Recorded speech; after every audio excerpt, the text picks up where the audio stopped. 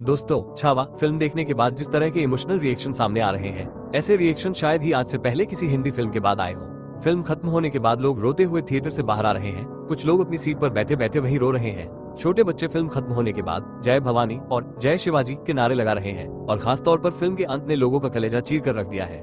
मेरे आंसू अभी तक रुक नहीं पा रहे हैं। फिल्म खत्म होने के बाद हर कोई खुद से 2 सवाल बार बार पूछ रहा है। पहला सवाल, अगर हमारे देश में छत्रपति संभाजी महाराज जैसे वीर योद्धा हुए हैं तो हमें उनके बारे में वैसे क्यों नहीं पढ़ाया गया जैसा बाकी मुगल शासकों के बारे में पढ़ाया गया। दूसरी बात, जो इससे भी ज्यादा इम्पोर्टेंट है, वो ये कि जो औरंगजेब सभी में इतना क्रूर था, इतना बेरहम था, आखिर क्या वजह रही होगी कि हमने उसी औरंगजेब के नाम पर हमारे देश की राजधानी की सड़कों के नाम रख दिए। सिर्फ 1 साल पहले तक भारत में एक पूरे शहर का नाम इस वहशी के नाम पर था। इतना ही नहीं, 2021-22 तक एनसीईआरटी की 12वीं की इतिहास की किताब में ये तक पढ़ाया गया कि औरंगजेब ने टूटे मंदिरों को बनवाने के लिए दान तक दिया था। ऐसा लिखकर औरंगजेब को सेकुलर तक बताने की झूठी कोशिश की गई थी। एक शख्स ने इस पर जब आरटीआई लगाकर एनसीईआरटी से सवाल किया कि आपके पास इस बात का कोई सोर्स है जो आपने लिखा है, तो एनसीईआरटी ने कहा कि हमारे पास इसका कोई सोर्स नहीं है। मतलब उन्होंने खुद माना कि जिस भी शख्स ने ये लिखा उसने अपनी मर्जी से ये झूठी बात किताब में लिख डाली। वो औरंगजेब जिसने सिखों के 9वें गुरु तेग बहादुर जी का दिल्ली में कत्ल कर दिया था। उसी शीशगंज गुरुद्वारे से सिर्फ 8 किलोमीटर की दूरी पर हमने औरंगजेब के नाम पर एक सड़क बना रखी थी। जिस महाराष्ट्र में औरंगजेब ने मराठों पर इतने जुल्म किए, छत्रपति संभाजी महाराज जैसे महान राजा की आंखें नोच ली, उनके जिस्मों पर नमक छिड़क कर उन्हें टॉर्चर किया, लोहे के औजारों से उनके नाखून तक उखाड़ लिए, उसी महाराष्ट्र में पूरे के पूरे एक शहर का नाम औरंगजेब के नाम पर था। इससे बड़ा क्राइम और क्या हो सकता है। औरंगजेब ने अपने 50 साल से ज्यादा की हुकूमत में ऐसा कौन सा पाप था जो नहीं किया। यह वो शख्स था जिसने खुद को शहंशाह बनाने के लिए अपने बाप शाहजहां तक को जेल में डाल दिया, अपने सगे भाइयों मुराद और दारा शिकोह को कत्ल कर दिया। शाहजहां अपने सबसे बड़े बेटे दारा शिकोह को अपना वारिस बनाना चाहता था। दारा शिकोह सूफी आइडल से प्रभावित था। वो हिंदू धर्म ग्रंथों से भी काफी प्रभावित था, यहाँ तक कि उसने उपनिषदों का फारसी में अनुवाद भी किया था। दूसरी तरफ औरंगजेब कट्टर था, उसे दारा शिकोह काफिर लगता था। औरंगजेब ने बाद में सबसे दर्दनाक मौत दारा शिकोह को ही दी थी। निकोलो मनुची नाम का एक इटालियन राइटर उस वक्त दिल्ली आया हुआ था। मनुची ने बाद में अपनी किताब स्टोरिया दो मगो में लिखा कि औरंगजेब ने दारा शिकोह को एक बूढ़े और मरेल से हाथी पर बैठाया, उसे गंदे कपड़े पहनाकर पूरे शहर में उसका जुलूस निकाला गया, उस पर कीचड़ फेंका गया। बाद में औरंगजेब के फौजियों ने उसका सिर कलम कर दिया। औरंगजेब का इतने से भी पेट नहीं भरा तो उसने दारा शिकोह का कटा हुआ सिर एक थाल में सजाकर अपने बाप शाहजहां को पेश किया।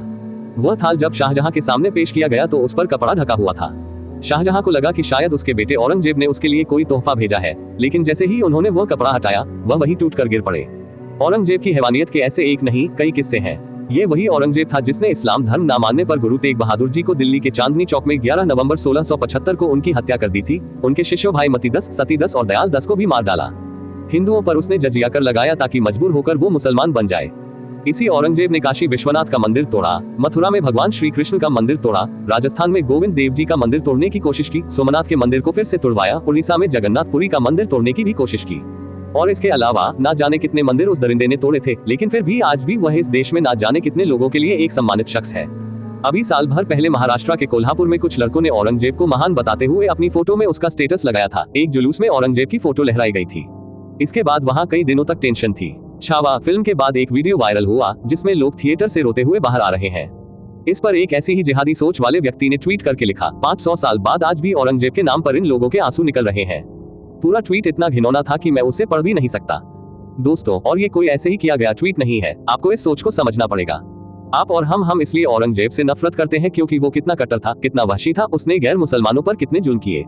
लेकिन हकीकत यही है कि एक वर्ग ऐसा है जो इसी बात के लिए औरंगजेब से मोहब्बत करता है। उसे लगता है कि औरंगजेब ही था जिसने इन काफिरों को सबक सिखाया, बुतों को गिराया, इनके मंदिरों को तोड़ा।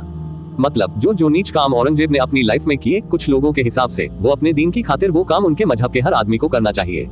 आप पाकिस्तान को उठाकर देख लो, उन्होंने मुगल इतिहास से जुड़े एक वैशी आदमी के नाम पर अपनी बैलिस्टिक मिसाइलों के नाम रखे। जिस बाबर ने हजारों हिंदुओं की हत्याएं करवाई, अयोध्या में राम मंदिर अड़वाया, उसके नाम पर पाकिस्तान की एक मिसाइल है। जिस महमूद गजनवी ने भारत पर 17 बार हमले किए, सोमनाथ का मंदिर लूटा, ना जाने कितने मंदिर तोड़वाए, हिंदुओं के कत्ल किए, उसके नाम पर पाकिस्तान की मिसाइल है। हैरानी की बात यह है कि उसी महमूद गजनवी को भारत में ही रोमिला थापर जैसे हिस्टोरियन ये बोलकर सालों तक डिफेंड करते रहे कि अरे वो तो सिर्फ लुटेरा था, उसका कोई कम्युनिस्ट। ऐसे लोगों ने कितने सालों तक हमारी आत्मा को भ्रष्ट किया है, सोचिए। इसी तरह मोहम्मद गौरी, अहमद शाह अब्दाली, जिन्होंने इतने मंदिर तुड़वाए, हिंदुओं के कत्ल किए, लूटपाट की, पाकिस्तान उन्हें भी अपना आदर्श मानता है और उनके नाम पर भी मिसाइलों के नाम रखे गए वहां पर। दोस्तों, प्रॉब्लम सिर्फ यह नहीं है कि कैसे हमारे वामपंथी हिस्टोरियंस इतिहासकारों ने हत्यारों और लुटेरे मुगल शासकों को हीरो बनाया। इससे भी बड़ी प्रॉब्लम यह है कि इन लोगों ने जानबूझकर भारत के राष्ट्रवादी इतिहास को दबाया, उसे छपने नहीं दिया या ऐसे लेखकों को ही साइडलाइन कर दिया गया। कुछ वक्त पहले हमने मीनाक्षी जैन जी, जिसमें मीनाक्षी जी ने बताया कि इंदिरा गांधी सरकार के टाइम जब नसरुल हसन साहब शिक्षा मंत्री बने तो उसके बाद किस तरह नेशनलिस्ट सोच वाली चीजें सिलेबस से हटा दी गई। जादूनाथ सरकार और आरसी मजूमदार जैसे इतिहासकारों की किताबों को लाइब्रेरी से गायब करवा दिया गया। मीनाक्षी जी ने बताया कि अयोध्या पर जब उन्होंने अपनी पहली किताब लिखी तो उसे छापने के लिए कोई पब्लिशर तैयार ही नहीं हुआ। किस तरह कुछ पार्टियों ने वीर सावरकर जैसे महान कवि और क्रांतिकारी को सिर्फ माफी मांगने वाले आदमी के तौर पर पेश किया। किस तरह भारत के महान क्रांतिकारियों को और भारतीय इतिहास से जुड़ी महान चीजों को या तो बताया नहीं गया या उस पर उतनी बात ही नहीं की गई, और यह कोशिशें मुगल काल से ही शुरू हो गई थी। दोस्तों, हम सभी जानते हैं कि बख्तियार खिलजी ने जब नालंदा विश्वविद्यालय को जलाया तो उसमें इतनी किताबें थी कि 3 महीने तक विश्वविद्यालय में आग जलती रही। आप सोच सकते हैं इस तरह किताबों को आग लगाकर किस तरह आने वाली जनरेशन से उनका असली और सच्चा इतिहास और उनसे उनका ज्ञान ही छीन लिया गया। वह नॉलेज, वह ज्ञान, वह जानकारियां जिन्हें उस वक्त हासिल करने में हमारे पुरखों को सैकड़ों साल लगे होंगे। और इससे भी शर्म की बात पता है क्या है? इसी खिलजी के नाम पर भारत में सालों तक एक रेलवे स्टेशन भी रहा। अभी तो हम सिर्फ ये जानते हैं कि दुनिया की पहली किताब ऋग्वेद हमने लिखी, दुनिया की पहली कविता वाल्मीकि रामायण हमारे यहाँ लिखी गई, दुनिया का पहला प्रोज यजुर्वेद हमने दिया, दुनिया का पहला व्याकरण जो पाणिनि ने लिखा वो हमने दिया, दुनिया की पहली सोशियोलॉजी की किताब कल्प सूत्र हमारे यहाँ लिखी गई, दुनिया की पहली ज्योतिष की एस्ट्रोनॉमी की जो किताब वेदांत ज्योतिष वो हमारे यहाँ बनी। और तो और जीरो का इन्वेंशन हमने किया, पाई की वैल्यू हमने बताई, स्क्वायर रूट का कॉन्सेप्ट हमने दिया।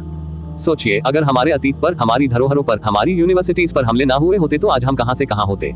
और एक आखिरी बात दोस्तों, इस छावा फिल्म में दिखाया गया है कि किस तरह गनोजी शिर्के और कान्होजी जैसे छत्रपति संभाजी के अपने ही लोगों ने उन्हें धोखा दिया और उनकी हार हो गई, वरना शंभू राजे कभी नहीं हारते। दोस्तों, हमें ये बात अच्छे से समझने की जरूरत है कि आज भी देश हमारा भारत जब भी आगे बढ़ने की कोशिश करता है तो हमारे ही बीच गनोजी शिर्के और कान्होजी जैसे कितने ही लोग छिपे बैठे हैं जो हमें ही हराने की कोशिश कर रहे हैं। ये लोग कभी किसी आंदोलन की आड़ में खालिस्तान मूवमेंट को हवा देकर देश को तोड़ने की कोशिश करते हैं, तो कभी यही ऐसे ही लोग CANRC की आड़ में झूठ फैलाकर देश की एक कौम को भड़का कर देश का माहौल खराब करते हैं। ये लोग कभी बांग्लादेश में शेख हसीना की तख्ता पलट को सही बताकर भारत में भी ऐसा करने की वकालत करते हैं। इनमें से ही कई लोग हैं जो कभी जॉर्ज सोरोज जैसे अमेरिकी अरबपति से पैसे लेकर भारत के उभरते हुए बाजार को गिराने की कोशिश करते हैं। ये लोग NGOs के नाम पर बाहरी लोगों से करोड़ों रुपए चंदा लेते हैं, लेकिन देश के हर काम में अड़ंगा अड़ा है और देश को पीछे धकेलने की कोशिश करते हैं। कुछ के नाम मैंने लिए और कुछ के तो नाम लेने की जरूरत भी नहीं है। दोस्तों, अगर भारत को सच में अपना पुराना गौरव हासिल करना है, अगर भारत को सच में आज के लश्कर तैयबा, ISIS और अलकायदा जैसे आज के औरंगजेब से बचना है तो उसे अपने घर में मौजूद इन गनोजी और कान्होजी जैसे लोगों से पहले निपटना होगा। जैसे औरंगजेब की औकात नहीं थी कि वो छत्रपति संभाजी को हरा पाता, उसी तरह भारत को भी कोई तब तक हाथ नहीं लगा पाएगा जब तक हमारे बीच मौजूद गनोजी और कान्होजी जैसे गद्दार काबू में रहेंगे, कंट्रोल में रहेंगे। बाकी वीडियो आपको कैसी लगी और सही लगी हो तो प्लीज इसे अपने दोस्तों से जरूर शेयर करिएगा। छावा मूवी देखने के बाद आपका क्या रिएक्शन था वो भी हमें जरूर बताइएगा। कमेंट बॉक्स खुला हुआ है। बाकी जाने से पहले चैनल को जरूर सब्सक्राइब करिएगा। और एक बार फिर से आपको थैंक यू भी बोलूंगा और महादेव के भक्तों के लिए सबको तहे दिल से धन्यवाद। Thank you for watching. जल्दी मिलते हैं, तब तक के लिए जय भवानी, हर हर महादेव, नम पार्वती पतय, हरा हरा महादेव।